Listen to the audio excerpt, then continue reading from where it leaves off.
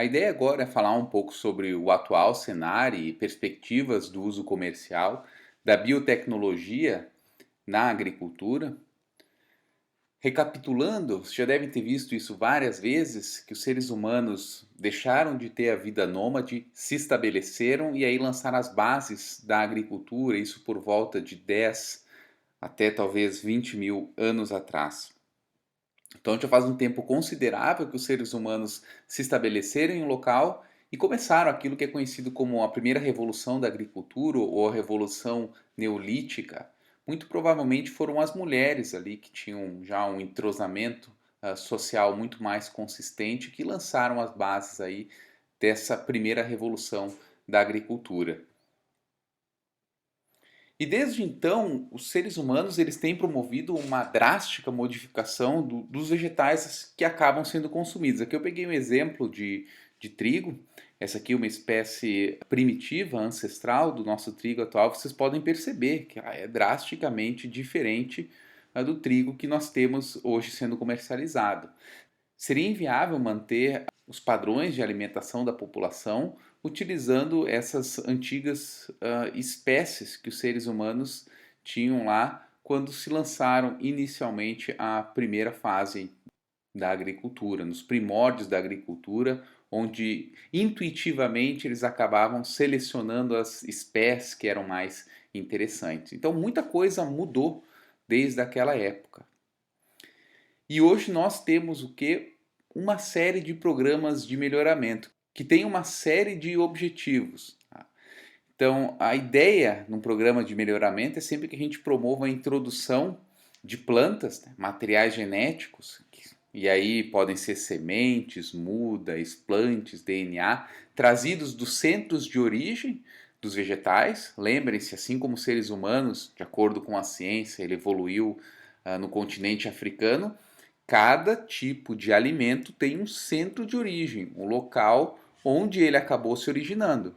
E nesse centro de origem é que nós temos também a maior quantidade de diversidade genética.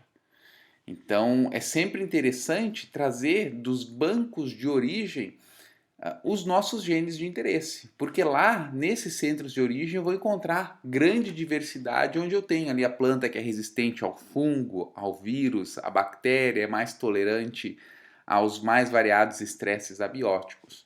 Também é interessante então a introdução de bancos de germoplasma ou mesmo a introdução de plantas de outros programas de melhoramento. E o que se faz é a seleção dos genótipos mais adaptados e aí se cruzam esses genótipos de interesse para a transferência de característica que a gente quer para as cultivares elites.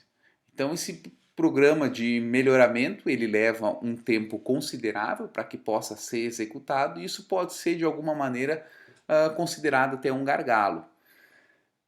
E aí que entra a própria biotecnologia moderna com a produção de plantas transgênicas que permite que se pule a necessidade de ter um parente para eu poder introgredir esse gene de interesse no meu material. Com o uso da tecnologia do DNA recombinante, eu posso utilizar qualquer sequência de DNA para introduzir na minha planta, na minha cultivar elite.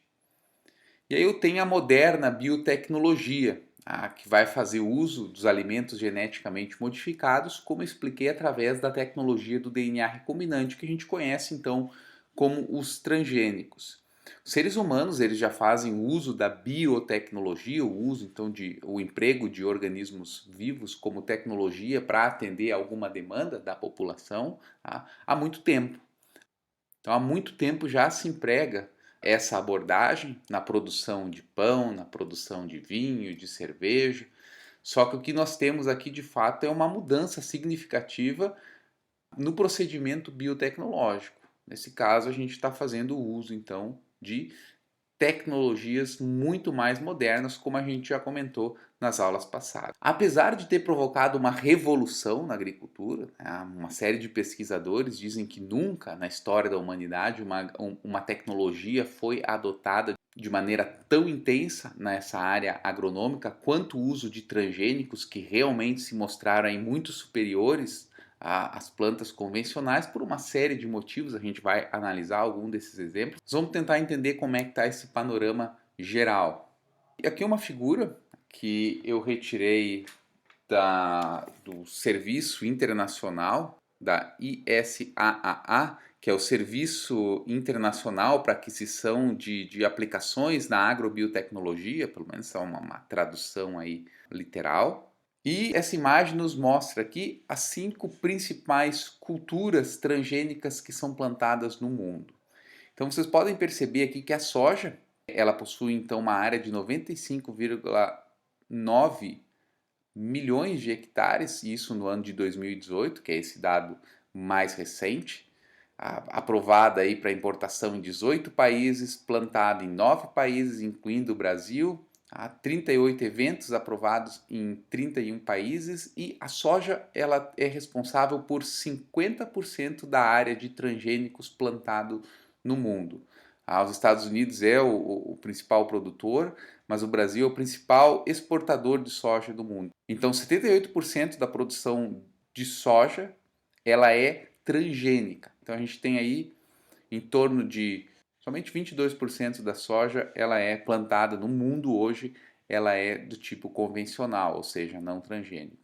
O segundo transgênico mais comercializado no mundo é o milho, 58,9 milhões de hectares, aprovados em 15 países, plantados em 14, inclusive o Brasil. Aí 30% do milho plantado, ele corresponde a cultivares que foram geneticamente modificadas. O algodão, que mais recentemente as plantações começaram a ser expandidas no Brasil, ele possui uma área de 24,9 milhões de hectares, isso também no ano de 2018, aprovado para importação em 8 países, plantado em 15, aqui o Brasil novamente, e 76%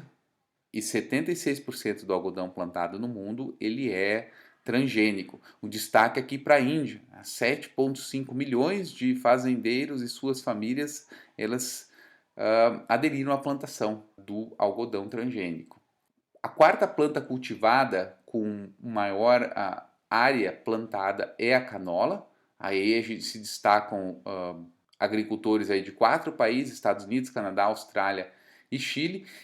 E um dado bem relevante é que 95% da canola plantada no Canadá ela é transgênica. A maioria é tolerante a herbicida.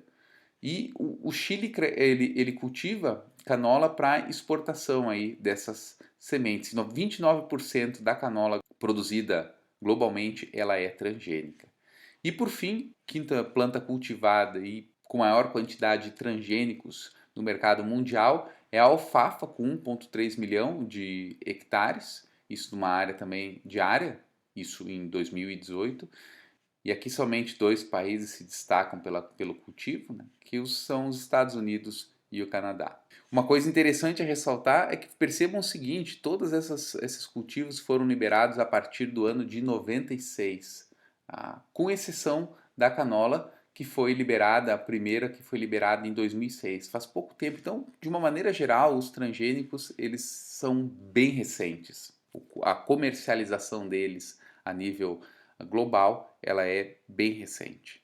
Essa outra ilustração ela nos mostra onde as plantas cultivadas, geneticamente modificadas, são crescidas. Mais de 30 países têm plantado, então, organismos geneticamente modificados desde 1996. Os Estados Unidos é o principal produtor, plantando 39,12% da área de organismos geneticamente modificados, com uma grande diversidade aqui de organismos geneticamente modificados. E o Brasil tem um destaque aí entre os países em desenvolvimento.